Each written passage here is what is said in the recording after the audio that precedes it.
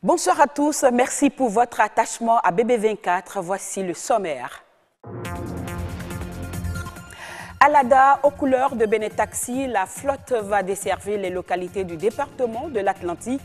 Dans cette édition, Marcel Arrossi se propose de revenir sur les objectifs de cette initiative du gouvernement. Les maladies animales, on en parle et constituent un manque à gagner pour l'économie nationale. Que faut-il faire pour un suivi des animaux? Un spécialiste de la question nous répond dans ce journal. Le poisson séché, encore appelé l'anguiouin, est commercialisé au Bénin. C'est un type d'assaisonnement que plusieurs femmes préfèrent en lieu et place du bouillon de Cuba.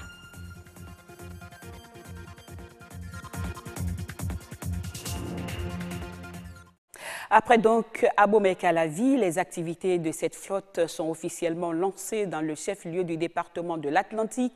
Occasion pour notre rédaction de revenir sur l'objectif global de ce projet et pourquoi le choix de cette ville. Les explications avec Marcel Arrossi. Grande ma joie aujourd'hui d'avoir trouvé un bon boulot, un boulot un peu de classe qui pourra faire avancer ma vie et celle de ma famille. Casimir est content de son nouvel emploi. Nous sommes à Alada, où les populations sont à leur tour bénéficiaires du projet Benin Taxi. Le choix de cette ville n'est pas un fait du hasard. C'est un calcul bien précis. Tout le monde dit Alada est petit, pourquoi vous envoyez Benin Taxi à Alada? Alada aujourd'hui, c'est le port sec. Qui dit port sec dit une base économique. Alada, c'est une zone de haute production agricole.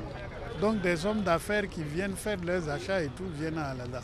Ensuite, Alada, c'est quand même un carrefour qui ouvre sur Tori, sur Tofo, tout ça. Nous voulons que ceux qui doivent aller dans ces milieux-là, pour des conférences ou pour des réunions, ne nous disent pas « je n'ai pas de voiture » ou bien « c'est pas confortable ». On a de quoi régler ça désormais. L'arrivée de cette flotte va combler le besoin de mobilité dans cette cité. Ce projet, qui donne la chance aux jeunes artisans de se lancer dans leur propre entreprise, est nourri de grandes ambitions. Une idée qu'il faut reconnaître très astucieuse, de fournir aux Béninois un moyen de transport urbain,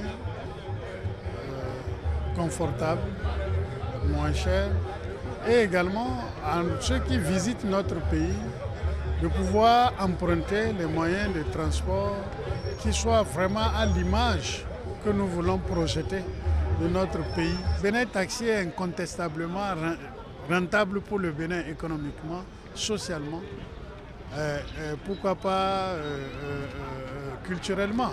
Une dizaine de véhicules de cette flotte circulent désormais sur les grandes artères de cette ville. Au dire des autorités, Ouida est la prochaine et dernière destination. Benin Taxi, donc, pourvoyeur d'emploi. Autre secteur pourvoyeur d'emploi, c'est l'élevage, le secteur de l'élevage. Mais malheureusement, cette activité se trouve être menacée à cause des épidémies qui ravagent les animaux, des animaux malades. L'économie nationale en prend un coup. Qu'est-ce qui explique ce phénomène?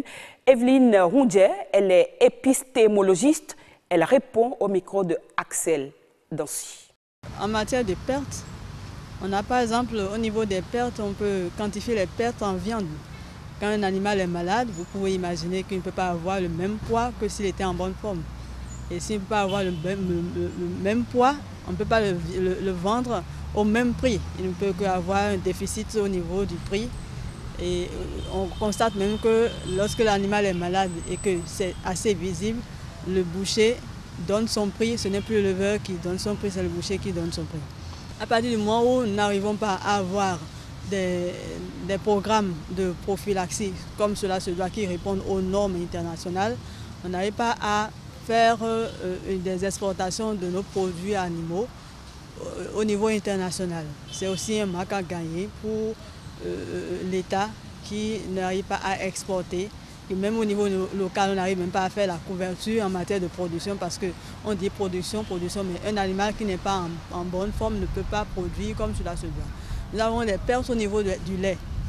On a du bétail, mais on est tout le temps en train d'utiliser le lait importé, alors que nous aussi nous avons la possibilité de pouvoir faire nous-mêmes notre propre production de lait. Et au niveau du bétail, vous avez toujours au niveau du bétail par exemple, beaucoup de maladies animales comme la brucellose, la tuberculose, la fièvre afteuse qui créent des pertes en lait. C'est-à-dire que quand ça vient, l'animal a un déficit de lait, ça peut aller jusqu'à 10 litres en quelques jours. Donc vous voyez que ça ne peut pas donner le résultat économique que cela se doit donner. Si je prends par exemple au niveau des volailles, vous avez la maladie de Newcastle, communément appelée GOV. Vous avez les animaux qui ont des problèmes de torticolis, de coquille, et quelques temps après ils meurent. Vous avez par exemple au niveau des lapins la coccidiose, et quand ça vient quelque part, ça peut ravager tout l'élevage. L'éleveur en quelques jours ou en 2 jours peut perdre plus d'une vingtaine d'animaux, de lapins. Quand je prends par exemple au niveau des bovins, dont j'ai parlé tout à l'heure, vous avez la tuberculose, la brucellose, qui est aussi une maladie extrêmement dangereuse puisque ça crée des problèmes d'infertilité pour un consommateur de lait brucellique. Actualité à l'étranger, en bref et en images, l'Afrique du Sud a injecté 68 milliards de francs CFA dans 6 centrales solaires et éoliennes d'une capacité totale de 133 MW. Vantage Capital, c'est le gestionnaire de fonds. Le financement du projet est bouclé depuis juillet dernier et cette phase du programme représente un tournant pour l'industrie des énergies renouvelables en Afrique du Sud. Parlons à présent de la gastronomie béninoise et justement parlant de gastronomie, on va parler de gastronomie durable. C'est le poisson séché, encore appelé l'enrouin.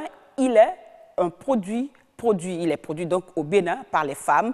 Après le travail des productrices qui est la transformation en poisson séché, salé et fermenté, commence le vrai travail, le travail des revendeuses qui est la commercialisation dans nos marchés. Pourquoi les femmes utilisent cet additif dans leurs repas et quels sont ses bienfaits sur la santé? Élément de réponse dans ce reportage que nous proposent Bernal Djogbe et Gloria Roland Tidima. Du poisson, mais pas comme les autres. Cette variété séchée sert à l'assaisonnement. L'enrouin, c'est son nom. C'est comme cela qu'on l'appelle dans certaines langues locales du Bénin. Plusieurs acteurs interviennent dans la chaîne de production. Les pêcheurs constituent le premier maillon. Déjà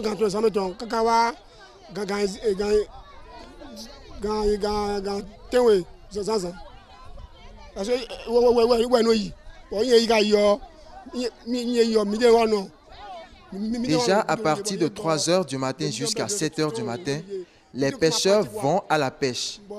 À leur retour, moi, je les aide à faire la distribution sur place aux bonnes dames. Ceci fait 6 000 francs. Mais quand le prix est bas, on peut le faire à 5 000 francs.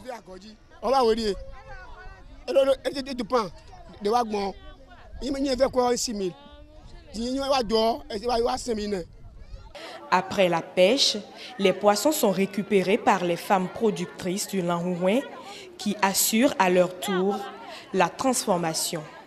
Un travail à la chaîne.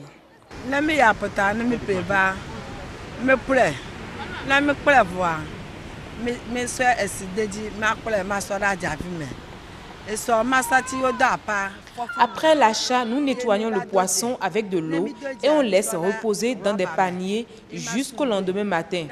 Ensuite, nous y ajoutons du sel. Ce mélange bien protégé reste ainsi pendant 3 ou 5 jours. Nous passons au séchage pendant une journée tout en prenant soin de retourner les 2 faces. Et il nous faut nécessairement du sel, sans ça, les poissons vont pourrir.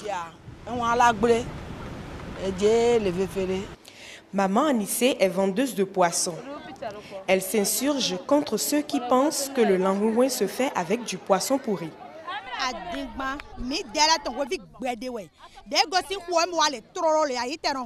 C'est très faux. Le l'enrouin se fait avec du poisson fraîchement pêché. Et c'est très bon. L'activité est génératrice de revenus, mais elle n'est pas sans difficulté aussi.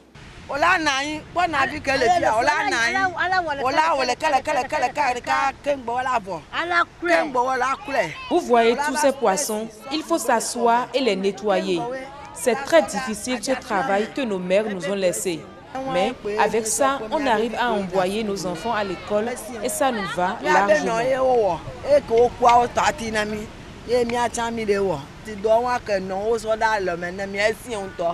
Pour ces femmes, le travail est pénible, mais reste un héritage qu'elles se doivent de perpétuer.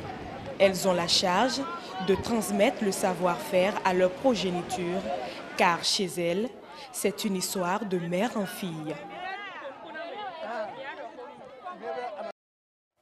Voyons maintenant la qualité de vie des villes africaines. Eh bien, elle laisse à désirer malgré quelques améliorations ces dernières années.